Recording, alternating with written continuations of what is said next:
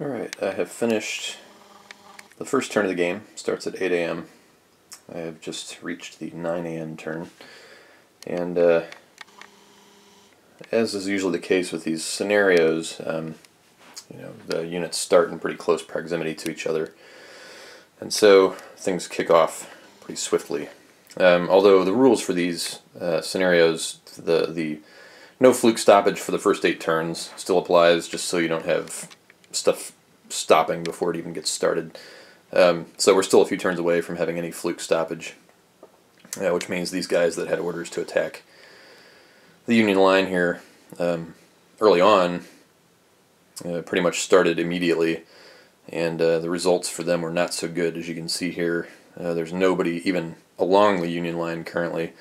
Nobody's shaken or disorganized at the moment, but they're just going to have to keep banging away at these entrenched Union positions, because that's what their orders are, and they're not at a combat ineffective point yet.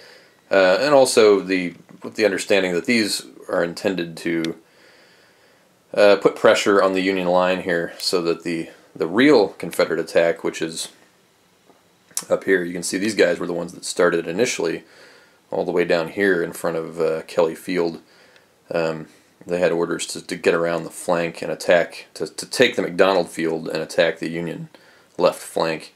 So I moved them along this road, not that road, there we go, along that road there, to get them quickly up to McDonald Field. And the same thing with the Cav here. The Cav's orders were to support, they were to protect the northern flank of the Confederate H Division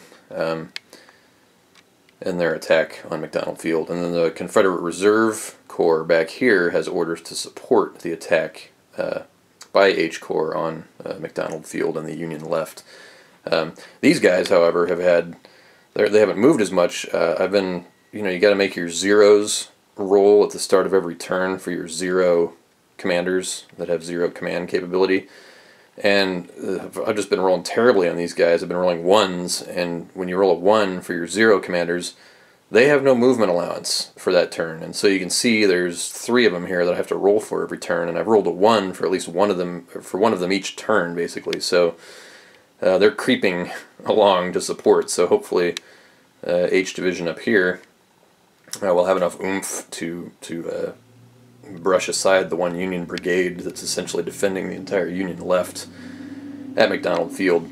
I do have orders in for these guys. Their initial orders were to go to Snodgrass Field and await further orders. Here's 2 more brigades of the 14th Corps in Snodgrass Field, and they'll just be getting orders now at 9 a.m.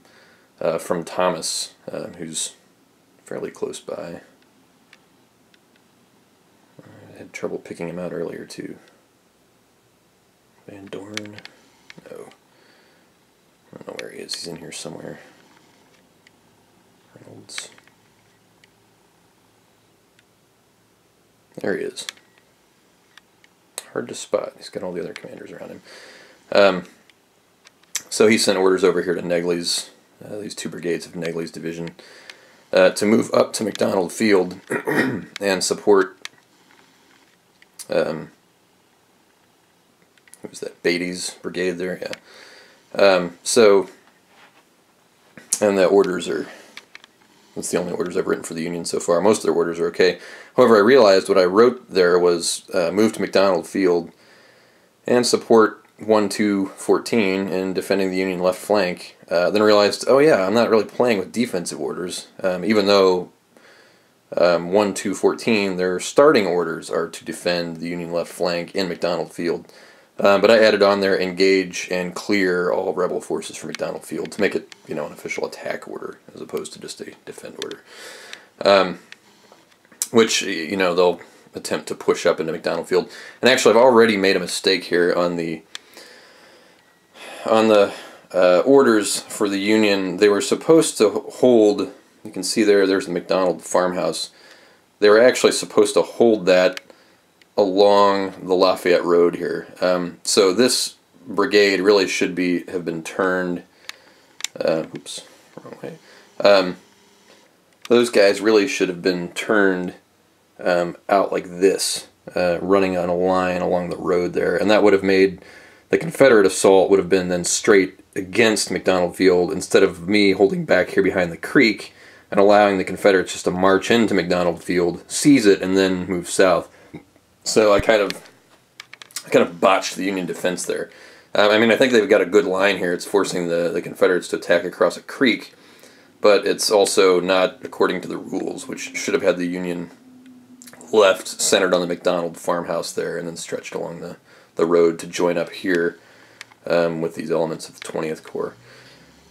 So already kind of starting things out a little bit botched, but as you can see, the Confederates have now formed up in beautiful lines to begin assaulting this small Union position, and they're kind of going to get around the flank there.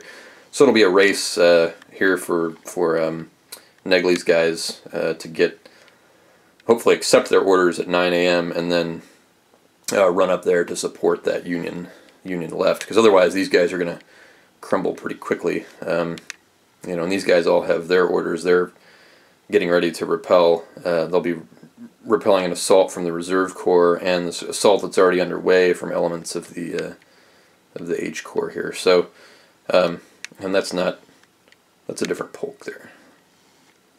That's not Leonidas Polk. Leonidas Polk is right there. And I have put out some more orders for the Confederates. These guys started with no orders back here. Based on the total ineffectiveness of the B division here of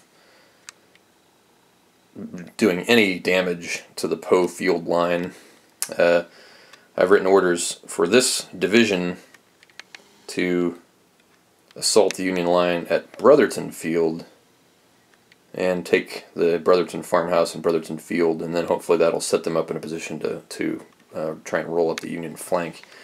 I put for 2 of the brigades to attack, and then I put this brigade back here in reserve because we'll be into fluke stoppage possibilities by the time these guys get up and moving. So I wanted to make sure at the reserve you get a modifier that helps eliminate potential fluke stoppage.